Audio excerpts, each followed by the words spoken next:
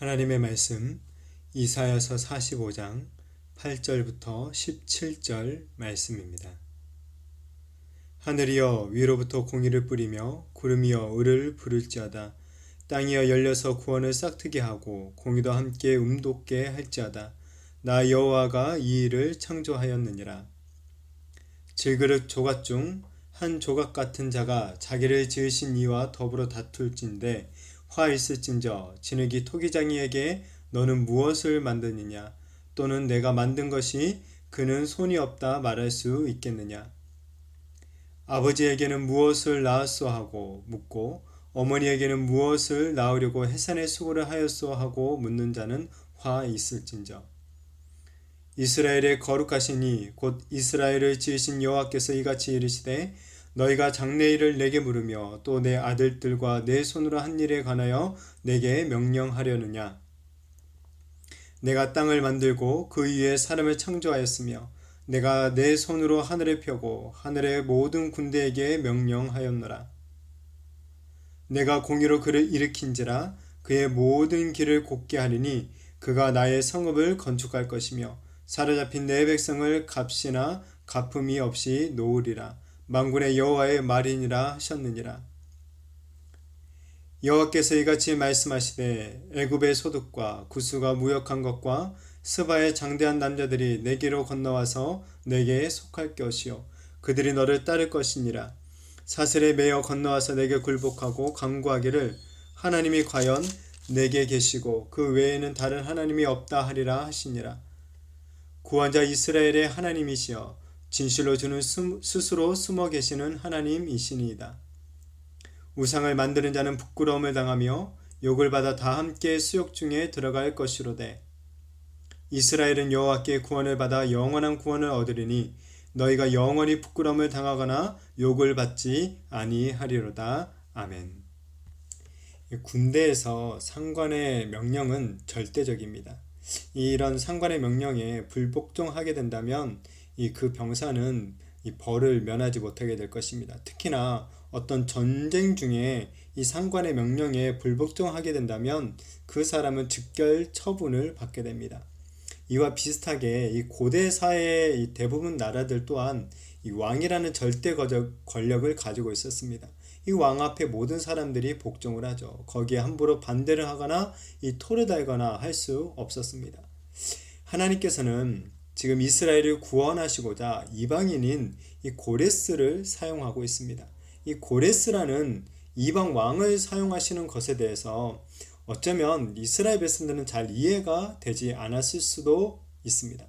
하나님께 선택을 받은 어떤 민족 출신도 아니고 그가 그렇다고 하나님을 잘 알거나 아니면 하나님으로부터 율법을 받거나 그러한 자도 아닌 이런 이방인을 사용하는 것이 납득이 잘 되지 않았을 것입니다. 그러나 하나님께서 계획하시고 이루시는 이 모든 일에 대해 사실 이스라엘이 할 말은 없습니다. 이스라엘이 그러니까 하나님께 따질 자격이 없는 것이죠. 피조물에 불과한 우리들이 창조주이시며 역사의 주인이신 하나님께 이래라 저래라 할 그런 아무런 자격은 없습니다. 하나님의 그 절대적인 주권 앞에 우리는 겸손히 엎드리는 것이 마땅한 존재들입니다. 이러한 것을 오늘 말씀에 보면 질그릇과 이 아이로 아주 참 재미있게 비유를 해주고 있습니다. 9절부터 10절에 보시면 질그릇 조각 중 한 조각 같은 자가 자기를 지으신 이와 더불어 다툴진대 화 있을진저 진흙이 토기장이에게 너는 무엇을 만드느냐 또는 내가 만든 것이 그는 손이 없다 말할 수 있겠느냐. 아버지에게는 무엇을 낳았소 하고 묻고 어머니에게는 무엇을 낳으려고 해산의 수고를 하였소 하고 묻는 자는 화 있을진저 라고 말하고 있습니다. 이 질그릇은 토기장이가 만들죠. 곧 질그릇의 주인은 토기장입니다.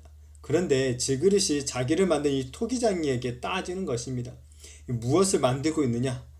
왜 이렇게 나를 만들었느냐? 라고 따지는 것. 이건 사실 말도 안 되는 일이죠. 질그릇이 토기장이에게 이것저것을 따지는 것은 있을 수도 없는 일입니다. 이 질그릇은 그저 토기장의 의도에 따라 만들어질 뿐입니다. 토기장이와 이 질그릇 사이에는 절대로 메꿔질 수 없는 어떤 무한의 간격이 존재하는 것입니다. 또한 아직 태어나지도 않은 아기가 자기 부모에게 자신의 출생에 대해서 따질 수 없습니다. 아버지에게 왜 나를 이렇게 낳았냐 라고 따지고, 어머니에게는 왜 나를 낳으려고 이런 수고를 했느냐, 이런저런 일을 했냐 말하고 이렇게 훈수를 둘 수가 없다는 것이죠. 그러니까 이 아기가 자기 마음대로 자신의 출생을 관여하려고 하는 것, 그것은 있을 수가 없다는 것입니다. 이 아기가 사실 할 수 있는 일은 없습니다. 아무런 선택권도 없는 것이죠. 자기가 원하든지 원하지 않든지 간에 아기는 그저 부모에 의해서 출생할 뿐입니다. 이처럼 토기장이와 부모는 각각 질그릇과 아기에 대해서 절대적인 주권을 가지고 있습니다. 이것은 하나님과 우리 인간 사이도 마찬가지입니다. 하나님은 우리에 대해서 절대적인 주권을 가지고 계십니다. 우리는 흙으로 만든 질그릇과 같은 존재일 뿐입니다. 우리는 이 흙에서부터 창조하신 하나님께, 우리가 흙에서부터 창조하신 하나님께 대해서 우리가 이래라 저래라 그러니까 따질 수 없다라는 것이죠. 또한 하나님은 이 모든 역사의 주권을 행사하고 계십니다. 태어나지도 않은 아기와 같은 우리들이 이런 하나님께, 이 하나님이 만들어 가시는 그 역사에 대해서 우리가 이렇게 하라 저렇게 하라 라고 훈수를 둘 수가 없다라는 것이죠. 우리 인간은 하나님의 이런 계획과 결정을 향해서 그 어떠한 발언도 할 수 없는 존재들인 것입니다. 그 누가 하나님께 명령을 내리거나 그렇게 할 수가 있겠습니까? 우리는 하나님의 섭리를 거부할 수 없습니다. 그분의 뜻을 따라야만 합니다. 그토록 강력한 제국이었던 이 바벨론이 고레스에 의해서 한순간에 무너지는 것 역시 하나님의 주권적인 섭리에 의한 것입니다. 그 섭리에 의해서 포로되었던 이스라엘 백성들이 또한 아무런 대가 없이 자유를 얻을 수 있게 됩니다. 그 누구도 고레스를 통한 이스라엘의 이 구원을 방해할 수가 없는 것이죠. 하나님이 계획하시고 말씀하신 그대로 그 모든 일들이 성취될 것입니다. 이렇게 우리를 창조하시며 모든 역사를 주관하시는 하나님을 향해 우리가 어리석게 대들거나 따져서는 절대 안 될 것입니다.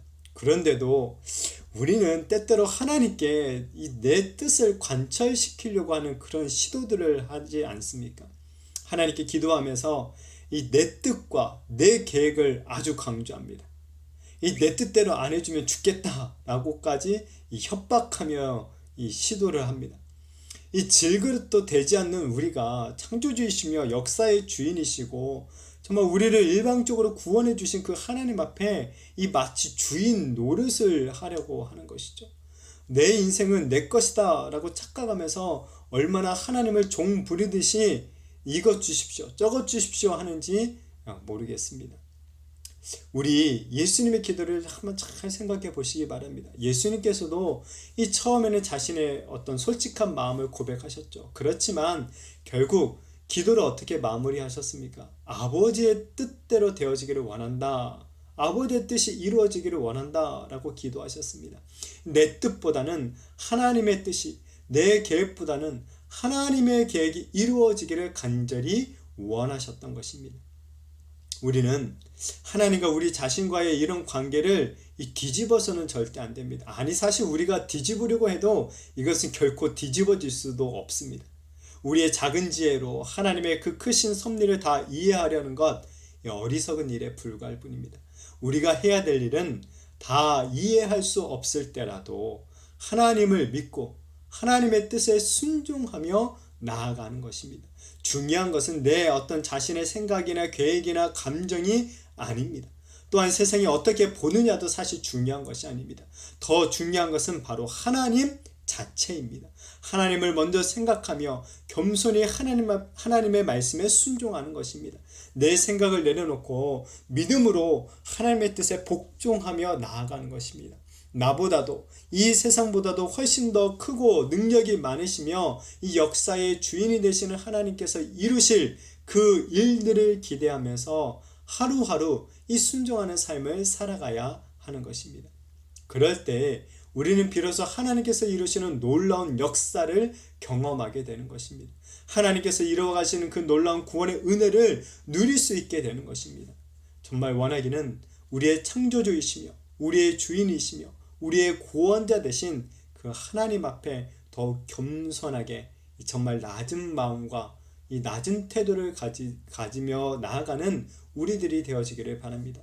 그리고 그분의 뜻과 계획 앞에 정말 군말 없이 네 하면서 이 순종함으로 그 구원의 은혜를 또한 누리게 되어지기를 축복합니다. 이스라엘이 이 하나님의 능력으로 이렇게 회복되면, 이 구원을 얻게 되면 어떠한 일이 일어나게 될까요? 이 14절에 보니까 여호와께서 이같이 말씀하시되 애굽의 소득과 구스가 무역한 것과 스바의 장대한 남자들이 내게로 건너와서 내게 속할 것이요 그들이 너를 따를 것이라. 사슬에 매여 건너와서 내게 굴복하고 간구하기를 하나님이 과연 내게 계시고 그 외에는 다른 하나님이 없다 하리라 하시니라 라고 말씀합니다. 이스라엘이 회복되면 이 놀라운 역전이 일어나게 된다고 합니다. 이 단순히 포로에서 풀려나 예루살렘으로 돌아오는 것 이상으로 이 열국들이 이스라엘 앞에 굴복하게 됩니다. 애굽과 구스와 스바의 어떤 부와 군사력들이 모두 이스라엘의 소유가 된다고 합니다. 지금 그러니까 바벨론처럼 이스라엘이 주변 나라들을 정복하고 다스리는 어떤 강력한 그런 나라가 된다, 영향력을 끼치는 나라가 된다라는 것이죠. 그런데 이렇게 주변 열국들이 이스라엘 앞에 굴복하게 된 이유가 무엇입니까? 바로 하나님이 이스라엘과 함께 하시기 때문입니다. 그동안 열국이 섬겼던 우상들이 모두 헛된 것이며 오직 하나님만이 진정한 신이심을 알게 되었기 때문이죠. 곧 여호와 하나님을 유일한 하나님으로 열국들이 인정하게 된다는 것입니다. 이스라엘이 이방 나라들에 의해서 멸망했을 때 이스라엘이 섬기는 하나님은 사실 별 볼 일 없는 이 신처럼 보였을 것입니다. 바벨론이 섬기는 우상들보다 힘이 없는 이 정말 고대 근동의 이 조그만한 나라 하나도 제대로 지키지 못하는 약해 빠진 그런 신처럼 보였을 것입니다. 게다가 이스라엘이 섬긴다고 하는 그 약해 빠진 신은 그 어떤 모양도 보이지 않았습니다. 그렇기에 과연 이 여호와라고 불리우는 신이 존재하기는 한 것인가 하는 이 그런 의구심들이 들었을 것입니다. 자, 그 15절에 구원자 이스라엘의 하나님이여 진실로 주는 스스로 숨어 계시는 하나님이시니이다 라고 말하고 있죠.